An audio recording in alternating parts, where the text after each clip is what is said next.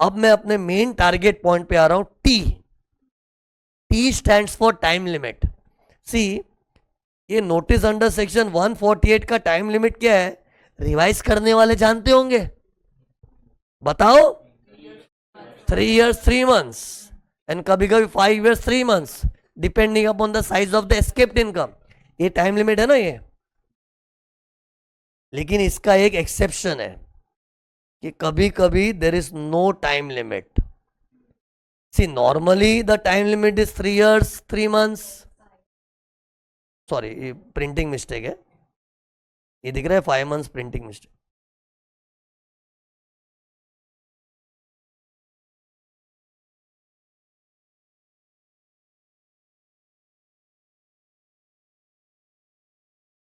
सो 3 years 3 months और 5 years 3 months, but there is one exception कि उसमें कुछ टाइम लिमिट ही नहीं है। 10 साल 20 साल जितने साल होने होने दो, कोई टाइम की लिमिट ही नहीं है। ऐसा कब होता है बताऊंगा, but that is my next point कि when there is no time limit applicable. मतलब तुम्हारा केस इन लोग है ना 10 12 15 साल के बाद कभी भी रीओपन कर सकते हैं, ऐसा भी होता है। लेकिन उसका एक ही सिचुएशन है, बताऊंगा कब। लुक, कई बार सुनना ध्यान से, our case reopening is directed by appeal authorities. Means appeal authority AO को आदेश देते हैं। सी, एओ एक अलग आदमी है, और अपील अथॉरिटी में कौन लोग है? सीटा, ITAT, high court, supreme court. सोचो इन चारों में से किसी ने ना एओ को बोला होगा, एओ, ओ एओ इधर आ, तेरे को ये पार्टी का केस खोलना है। तो अगर अपील अथॉरिटी ने, फील करो ना, एक एओ इधर आदमी है, और अपील अथॉरिटी में कौन है? सीटा, ITAT, high court, supreme court. इनमें से किसी ने भी एओ को ऑर्डर किया है कि तुमको मिस्टर XYZ का केस रीओपन करना है, और अगर अपील अथॉरिटी ने डायरेक्शन दिया है to reopen the case, then there is no time limit. No time limit. अब पता है, इधर बच्चों को दो चीज सिखानी पड़ती है। पहले तो why appeal authorities are directing AO to reopen the case, because appeal authorities ideally they should be busy in giving the judgements. Why are they directing AO to reopen the case of someone? तो reopen करना मतलब किसी के पीछे कार्रवाई करके उसका पुराना साल का केस का असेसमेंट करना। तो रीओपनिंग का डायरेक्शन ये लोग क्यों दे रहे हैं? और चलो दे भी रहे हैं तो ऐसा क्यों कि टाइम लिमिट नहीं है? अरे सिखाना बाकी है सब। मतलब पहले सवाल खड़े करो मन में कि सही पढ़ने का तरीका क्या होता है, अंदर सही सवाल भी आने चाहिए। तो टेल मी, फर्स्ट क्वेश्चन क्या है? Why appeal authorities have to direct reopening? Because they are generally busy in giving judgment. Ideally they should give the judgment and close the case, but why are they asking you to reopen the case? एक तो ये पढ़ना है, फिर why there is no time limit। एक सेन वो बताऊंगा, लेकिन एक बार मेरे को ये कुछ चार्ट बनाया देखो ना, ये देखो। रीओपनिंग अगर एओ अपने इनिशिएटिव पे करता है ना, then it is time bound. What do mean by AO ने अपने इनिशिएटिव से किया? मतलब एओ ही तुम्हारे पीछे लगा, ये लफड़े वाला आदमी, चल तेरी चोरी का मेरे को पता चला, अभी तेरी बैंड बजा रहा हूँ। मतलब उसने खुद ने इनिशिएटिव लिया है। इनिशिएटिव मतलब उसको वो रजिस्ट्रार से खबर आई होगी, फेसलेस कलेक्शन ऑफ इंफॉर्मेशन से कुछ मिला होगा, होता है ना, फॉरेन कंट्री से कुछ खबर आई होगी, तो वो सब में ऑडिट ऑब्जेक्शन आया। मतलब एओ अगर खुद इनिशिएट करता है ना, तो इट इज टाइम बाउंड। फिर time limit is applicable as we discuss time limits, okay. But अगर एओ खुद इनिशिएट, मतलब एओ तो तेरा केस रीओपन करने का सोच भी नहीं रहा था, अचानक ऊपर से ऑर्डर आया है। ऊपर से कौन? नाम बताओ उनका। सीटा, ITAT, high court, supreme court, ये सब ऊपर ही एओ के। तो एओ की औकात से तो सब बड़े लोग ही है। तो अगर ऊपर से ऑर्डर आया तो फिर वो टाइम की लिमिटेशन है, बाउंड नहीं है, then there is no time limit, okay.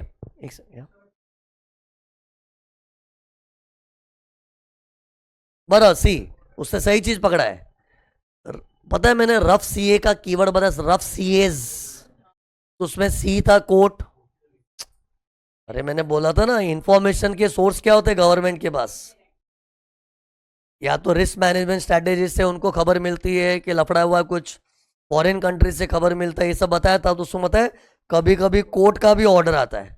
तो वही पॉइंट का विस्तार में डिस्कशन हो रहा है। तुम लोग मेरा लेक्चर ध्यान से सुनते हो ना, तो पिछले लेक्चर में बोला भी था कि इसको मैं थोड़ा डिटेल में बाद में बताऊंगा। कल मैंने खाली ऐसे ऊपर से निकाल दिया था क्या बोल के कि कभी कभी कोड भी कुछ ऐसा इंफॉर्मेशन देता है कि अपने को रीओपन करना पड़ता है। आई डेंट डिस्कस इन डिटेल, सो वही चीज का अभी डिटेल डिस्कशन हो रहा है। ओके, तो सी पहले ये चार्ट दिमाग में छाप लो कि एओ खुद इनिशिएट करेगा तो टाइम बाउंड है, but reopening if directed by appeal authority then there is no time limit. तो सी यस सब बरा सी एओज इनिशिएटिव में सब आ गया। अपील अथॉरिटी सी उसका क्या बोलना है सर, एओ का जो बॉस होता है सीआईटी सीसीआईटी वो लोग तो वो सब मिली भगत है उनकी, वो तो एक ही टीम है इन लोग का। एओ बोले कि उसका कोई एम्प्लॉय बोल देवे कि कुछ भी बोल देवे, वो लोग सब एक ही टीम है।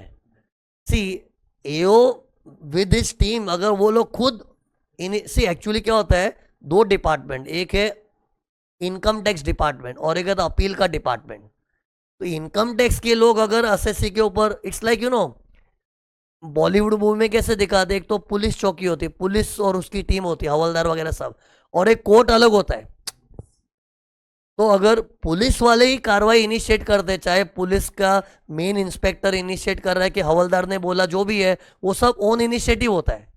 लेकिन कोर्ट की तरफ से आया तो it is a different case. Okay, so AO मतलब लिटरली एओ नहीं, एओ को उसका छोटा कोई सीनियर जूनियर ने इंफॉर्मेशन दे दिया होगा, बट कहीं से भी खबर है इनिशिएट तो एओ करेगा ना। चल खबर आ गई ना, अब तो इसकी बैंड बजाऊंगा।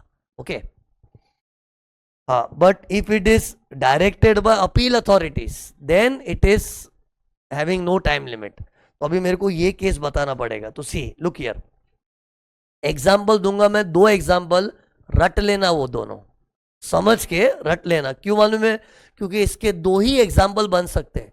तुम लोग जितना भी रिसर्च कर लो ना इसमें, ये जो सिचुएशन में अभी डिस्कस कर रहा हूँ नो टाइम लिमिट की, उसके फिक्स्ड दो एग्जाम्पल है which is possible in real life. तो ये देखो तैयारी करके रखिए, एग्जाम्पल 1 फिर एग्जाम्पल 2 फिर ये पॉइंट खत्म। ओके सिंपल है सब। लुक एग्जाम्पल 1 देखो, 14-15 का एक ईयर था, ऐसे ही कुछ भी ईयर पकड़ा है, उसमें इनकम हुई थी कुछ 6 लाख की। अब उसमें झगड़ा क्या था मालूम है, ये इनकम को मिस्टर एक्स में लेना है कि मिस्टर वाई में। यू नो समटाइम्स इनकम की टाइटल को लेके भी डिस्प्यूट होता है कि this income should be taxed in mister x और mister Y.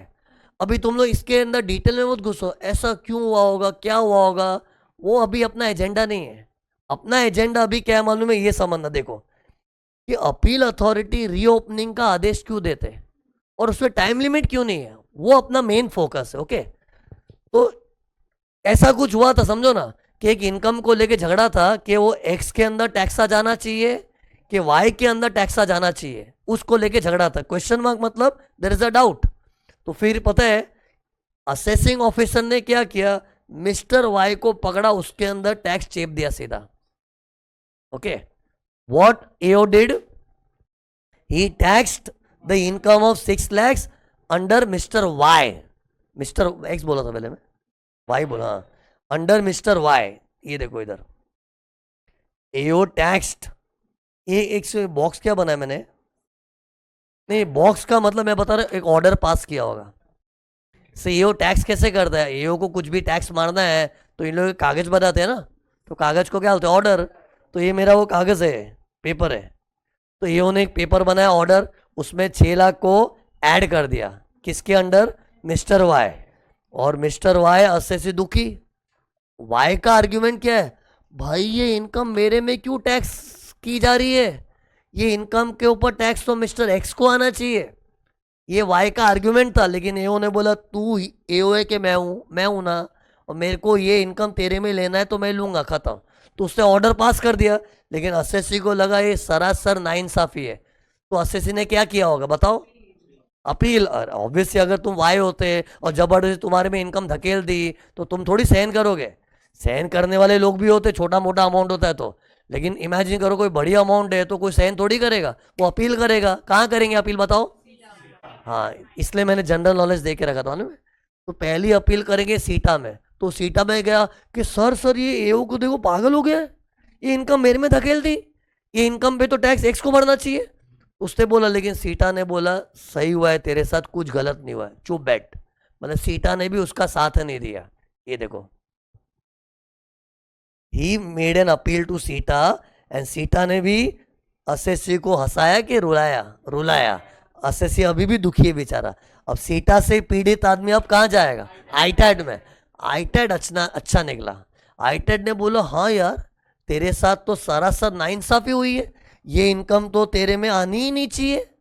As per the situation of yours this income should be taxed in mister X. ये आईटैड ने जजमेंट दिया। अरे मतलब अभी गुड न्यूज आ रही है अपने वाई के लिए। ये देखो, आईटैड को अपील हुई और आईटैड ने जजमेंट क्या दिया?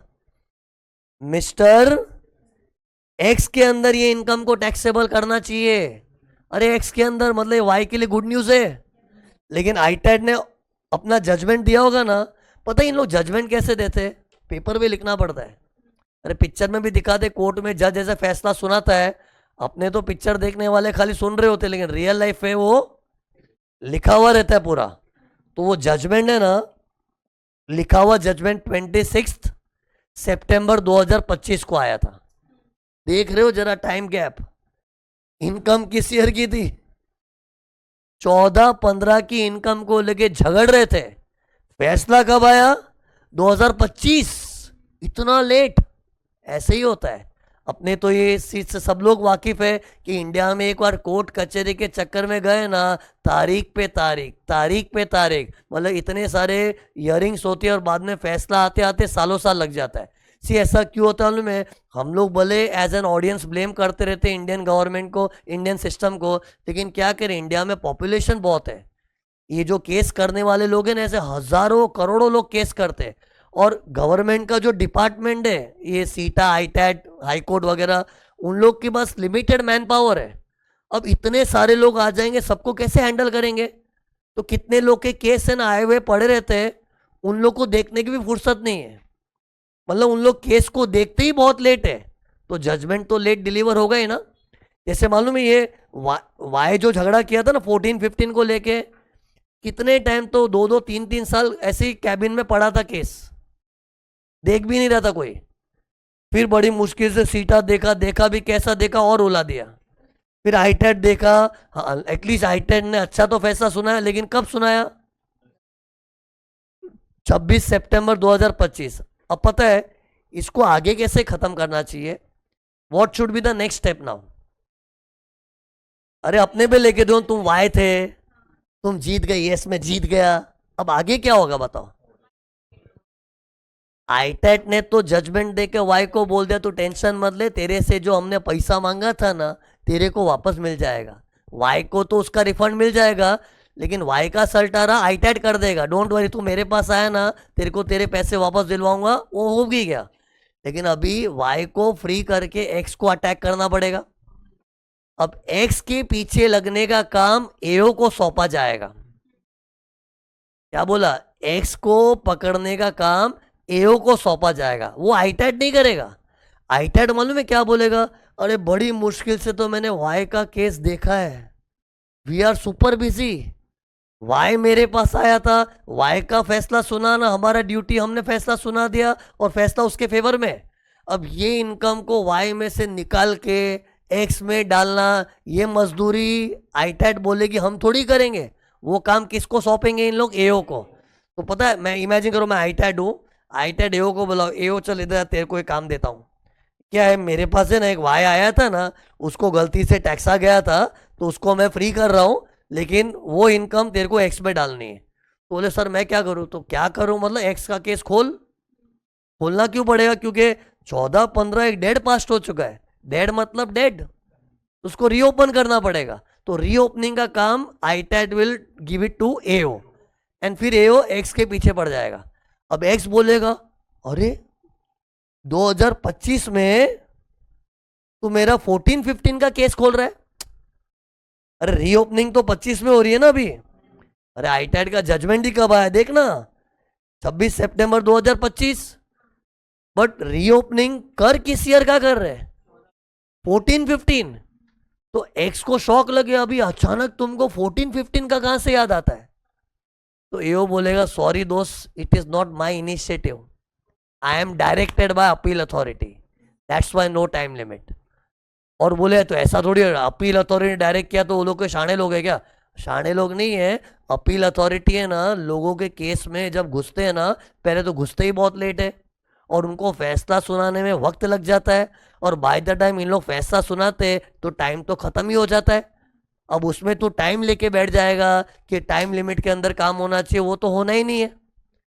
सी नो टाइम लिमिट का लॉजिक बच्चों को समझना है मेन। इधर टाइम लिमिट हो ही नहीं सकती है, क्योंकि ये रीओपनिंग का मैटर कहां से अराइज हुआ है? अपील प्रोसीडिंग्स में। And appeal proceedings does it go fast fast fast के very slow? It goes very slow in India, which everyone knows. Why it goes slow? Because there are so many people filing the appeal, your case is lying in the court, they don't even have time to see, and when they see they cannot resolve fast, it takes time. अब उस चक्कर में अगर किसी को reopen करना पड़ रहा है तो टाइम वाइम का लिमिट नहीं है। इन शॉर्ट एग्जाम में कभी ऐसी सिचुएशन आ गई ना कि किसी का केस रीओपन कर रहे हैं, लेकिन वो रीओपनिंग का आदेश कोर्ट से आया है। कोर्ट मतलब मैं कैजुअली बोल रहा हूं, precisely CITA, ITAT, high court, supreme court, इन चारों में से कोई भी डायरेक्ट किया हो ना, there is no time limit. See मैंने एग्जाम्पल कैसा बनाया कि आईटैट ने डायरेक्ट किया, क्योंकि उसके लेवल पे थोड़ा जजमेंट चेंज हुआ ना।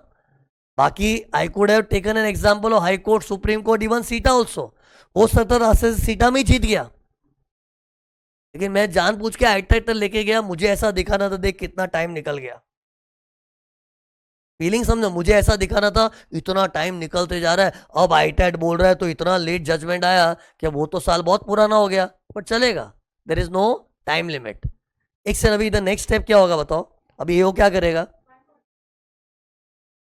अरे पिक्चर की तरह फील करना, आईटैट ने एओ को बोला वो एक्स का केस रीओपन करना है, तो अभी एओ क्या करेगा? रीओपनिंग के 4 स्टेप होते, लेकिन स्टेप 1 नहीं करेगा वो। स्टेप 1 करने की जरूरत ही नहीं, ये एक्ट में कहीं पर भी नहीं लिखा है, बट इट इज इम्प्लाइड। क्योंकि वो 4 स्टेप में, स्टेप 1 में हम लोग शो कॉज में क्या बोलते हैं? हम तेरा केस रीओपन करने वाले, बोल क्यों ना करे। मेरे को बता, इतना भाव अभी एक्स को देना है क्या? जब आईटैट ने और बड़ी हस्ती ने जब जजमेंट दिया है कि ये इनकम को एक्स में डाला जाए, तो खत्म, डालना ही है। तो ऑटोमेटिकली अपने 4 स्टेप में से स्टेप 1 स्किप। ओके, फिर स्टेप 2 क्या था? नोटिस अंडर सेक्शन 148 भेज के उसका रिटर्न मंगवाओ, तो वो भेजना पड़ेगा। एओ एक्स को बोलेगा सर आपको 14-15 प्रीवियस ईयर का रिटर्न फाइल करना है, तो उसको रिटर्न फाइल करना पड़ेगा। और इससे तो पता है लोग कैसे रिटर्न भरते, या तो इज्जत से भर देते या फिर लेटर देते कि please consider the same return. फिर रिटर्न भरने के बाद नेक्स्ट स्टेप क्या होगा? ऑफिस बुलाएगा उसको, फिर बातचीत करके क्या होगा? ऑर्डर पास हो जाएगा। ऑर्डर में वो 6 लाख की इनकम एक्स के अंदर ऐड हो जाएगी, और वाई के अंदर से डिलीट करना वो सब तो आईटैट ही कर देगा।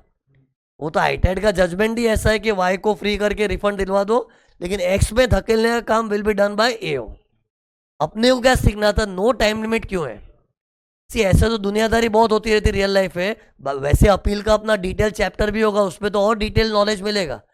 अभी अपने को क्या समझना था कि why there is no time limit. Why why? Because अगर कोई मैटर अपील में घुसा हुआ है, तो अपील में घुसा हुआ मैटर को इजीली रिजॉल्व नहीं होता, और बाय द टाइम रिजॉल्व होता है तो बहुत ज़्यादा वक्त बीत जाता है, एंड फिर बाद में उसमें टाइम लिमिट गवर्नमेंट रखेगी तो लॉ को एग्जीक्यूट करने में दिक्कत आ जाएगी ना। तो because appeal proceeding generally takes lot of time to give the judgement etcetera, that's why there is no time limit. और एक सवाल ये भी उठा था कि अपील वालों को रीओपनिंग करने का मूड क्यों आया? तो सी आईटैट भी क्या बोलेगा?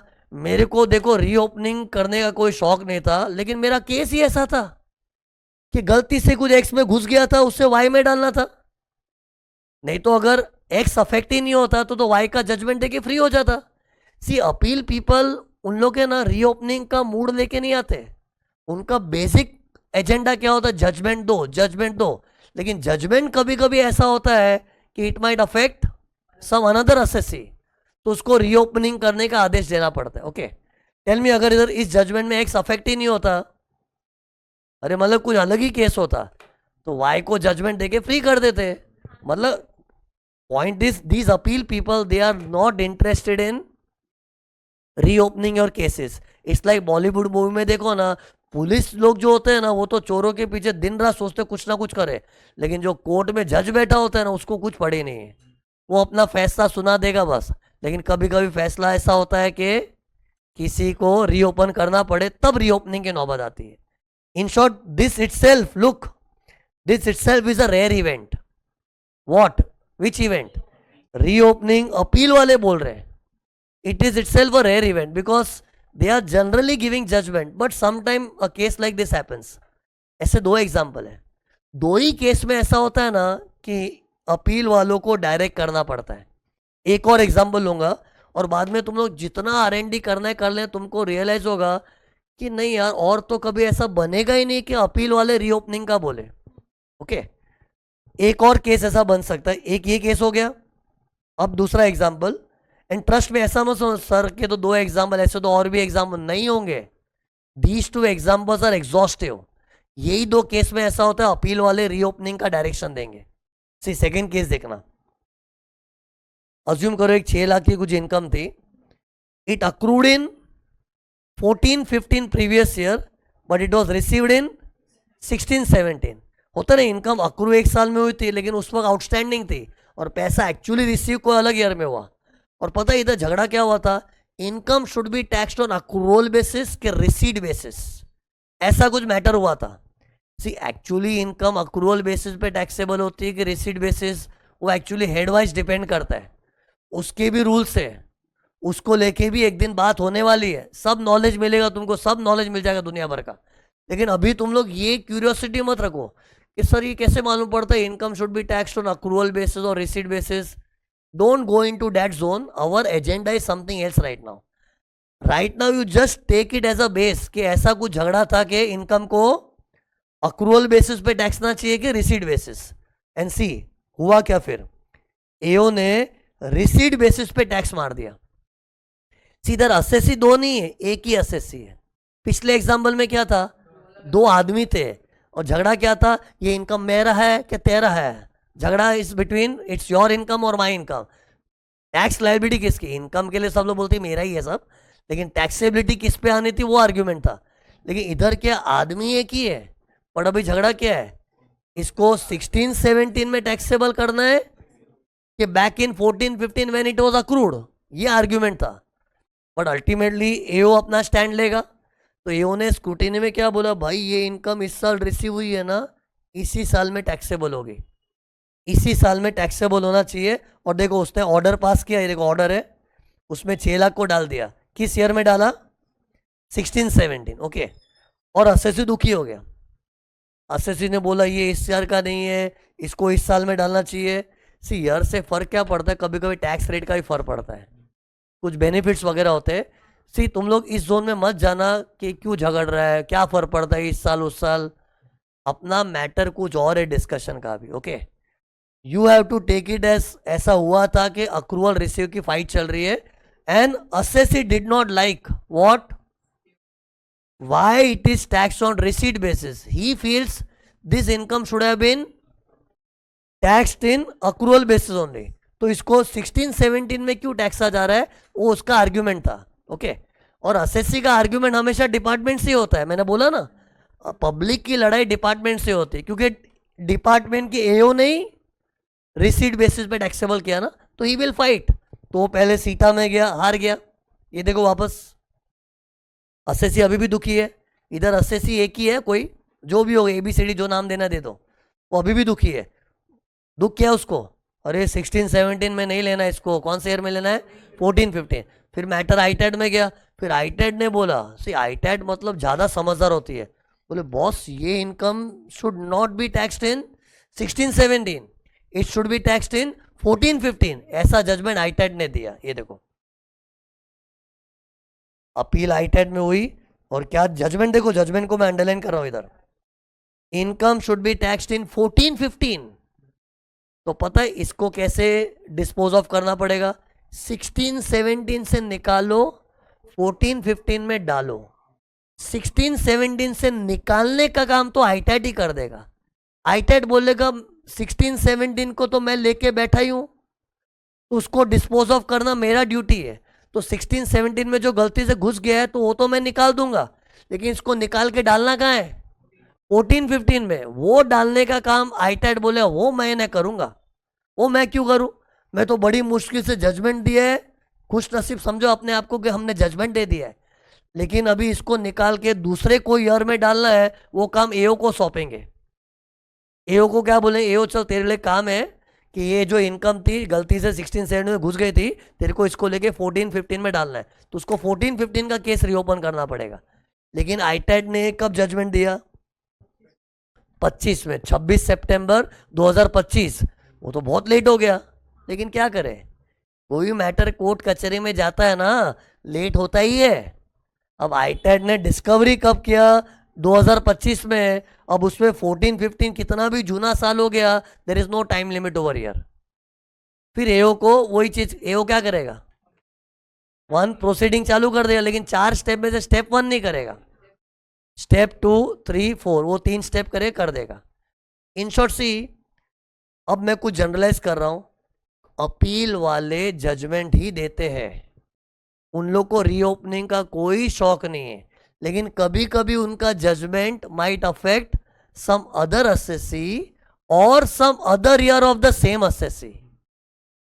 क्या बोला? कभी कभी their judgement might affect either some other assessee only, मेरा पहले का एग्जांपल, और some other year of the same assessee. In such case वो अदर असेसी, अदर ईयर हमारा काम नहीं है, वो काम एओ को दिया जाता है एज अ डायरेक्शन। फिर एओ वो काम करने में टाइम की लिमिटेशन का टेंशन नहीं लेगा, क्योंकि अपील वालों ने आदेश दिया है ना, तो there is no time limit. Okay, यही 2 केस में। ओके सी, बेस्ट ऐसे याद हो ना, आज मैं अपील वाला कोई हूं। अपील वाले कौन होते? 4 लोग, सीटा, ITAT, high court, supreme court. वो लोग है ना, एक आदमी का एक ईयर देख रहे होते हैं। अपील हमेशा असेसी वाइज, ईयर वाइज होती है। तो appeal people are looking at one particular assessee और उसका कोई पर्टिकुलर ईयर देख रहे होते, और वो जजमेंट अगर उसी को अफेक्ट हो रहा है तो टेंशन ही नहीं है। लेकिन वो जजमेंट किसी दूसरे असेसी को छेड़ दिया या दूसरे ईयर को छेड़ दिया, तो फिर रीओपनिंग का आदेश देना पड़ता है। मतलब ये एग्जॉस्टिव चीज है, मतलब ऐसा मत सोच सर इसमें और भी तो कुछ बन सकता है, कुछ नहीं बनेगा। Because one thing is for sure, appeal is for an assessee for a particular year, and by chance it affects other assessee or other year of the same assessee, then they have to give the judgment plus a direction to the AO to reopen that other assessee or other year, and फिर बाद में there is no time limit। और जब direction के through होता है तो एओ भी फिर 4 स्टेप नहीं करेगा, स्टेप 1 ऑटोमेटिकली स्किप हो गया, 3 स्टेप ही करना पड़ेगा। ओके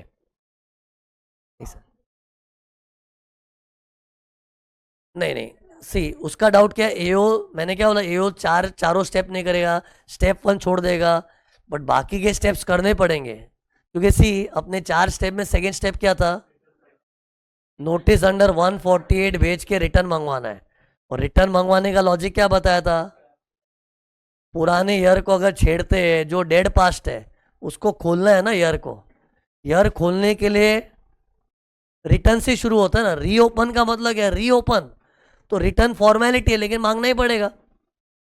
फिर मीटिंग भी करनी पड़ेगी, क्यों कभी कभी क्या और मीटिंग का लॉजिक क्या बताया था? 143(2) में कंप्यूटेशन मीटिंग मैंने बताया था ना, ए और असेसी तो इससे कभी कभी कोई कंप्यूटेशन मैटर भी आ जाता है ना, तो वो मीटिंग, मतलब बाकी स्टेप्स तो फॉलो करने ही पड़ेंगे, लेकिन स्टेप 1 की जरूरत नहीं, शो कॉज नोटिस वगैरह देना।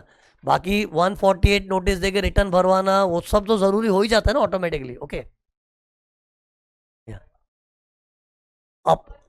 अप्रूवल की भी जरूरत नहीं पड़ती है, क्योंकि इधर सी ये भी अच्छा पॉइंट पकड़ा उसने। एओ ऐसे में जब रीओपनिंग करेगा तो पहला तो 4 में से फर्स्ट स्टेप की जरूरत ही नहीं है, और जो अप्रूवल भी लगता है ना, किसका था? एडिशनल सीआईटी और जेसी, वो भी जरूरत नहीं है, क्योंकि भाई बड़े बाप ने बोला है तो ये सब तो चिंटू मिंटू लोग हैं, अपील वालों ने बोला है तो परमिशन का भी रिक्वायरमेंट नहीं है। but these things are actually not written anywhere in the act, but it is implied. बराबर बराबर, वही तो बोल रहा हूँ, ये कोर्ट वाला मैटर जो अभी मैं सिखा रहा हूँ ना, उसमें भी स्टेप 1 एप्लीकेबल नहीं होना चाहिए। सी मैंने तुमको पढ़ाते टाइम कैसे बताया था, ये देखो, step 1 when it is not required, faceless कोई केस में नॉट रिक्वायर्ड। तो स्टूडेंट मेरे को सजेशन दे रही है कि सर इधर भी वो कोर्ट वाले केस में नॉट रिक्वायर्ड लिखना था ना, नहीं लिखा है, because certain things law feels it's understood ना,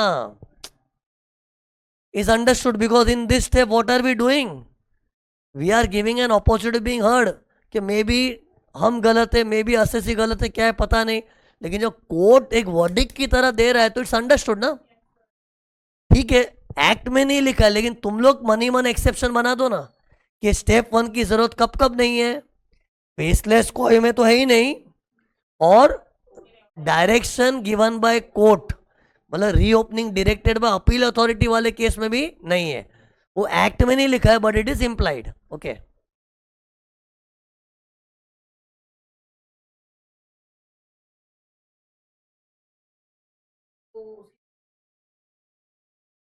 वो पॉइंट आएगा बाद में, इट विल कम।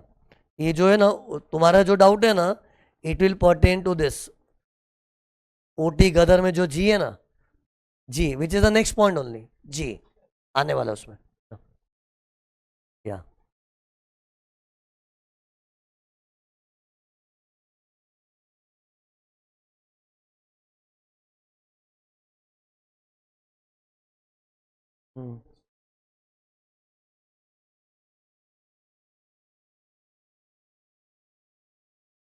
नहीं ऑल, हाँ हाँ तो चलेगा ना। Yes, yes, yes, yes, yes, yes. See, any case, once it is this scenario, direction by appeal authority, whether appeal authorities give the direction after 100 years or 10 years or 5 years, time limit provision है ही नहीं। Okay, तो in short conclusion सुनो, ये chart याद करो, reopening अगर AO खुद initiate करता है तो it's time bound, but if it is directed by appeal authority then there is no time limit. And फिर इसको और फर्दर ऐसे दो पार्ट में डिवाइड कर सकते हैं, इसमें दो केस बन सकते हैं। रीओपनिंग डायरेक्टेड में दो केस क्या है, या तो अपील वालों के जजमेंट ने कोई दूसरे आदमी को अफेक्ट कर दिया, या फिर उसी आदमी का कोई दूसरा ईयर, उसी केस में हो सकता है, और हुआ तो ultimately there is no time limit. See actually बहुत सिंपल चीज है, कैसे एग्जाम में अगर आया तो सोचो कैसे आएगा क्वेश्चन, सिचुएशन बना के देंगे और बच्चों को टेस्ट क्या करेंगे, इस पर टाइम लिमिट है कि नहीं, तो अपने को तो सिचुएशन देख के ही समझ जाएगा, ओ ये रीओपनिंग एओ अपने शौक से नहीं किया है, अपील वालों ने डायरेक्ट किया है। जैसे ही क्वेश्चन में हिंट मिला ना, आंसर में क्या लिखना चाहिए, नो टाइम लिमिट। तो सी क्वेश्चन जब भी आता है इन लोग सिचुएशन तो देते ही है ना, तो इन शॉर्ट एक स्टूडेंट को क्या रहना, सिचुएशन में कभी भी ऐसा फीलिंग आया कि this reopening is directed by appeal authority, then there is no time limit. Okay, yes,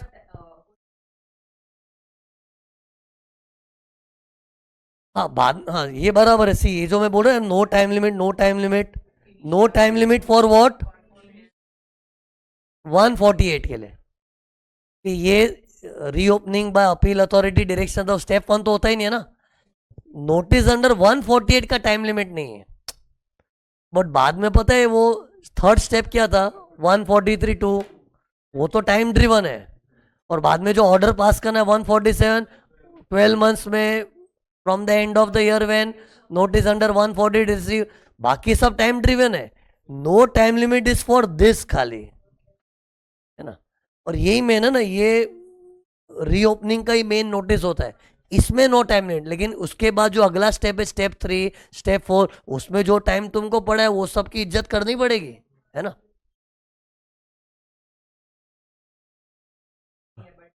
नहीं नहीं, वो आगे सब प्रोसीजर में टाइम्स है, इट इज 140 इशू करने का time limit will not be applicable. Okay, और इसके पहले वाला स्टेप तो करना ही नहीं है, 148A वाला, वो तो स्किप हो गया क्योंकि direction given by appeal authority में स्टेप 1 का जरूरत ही नहीं होता है।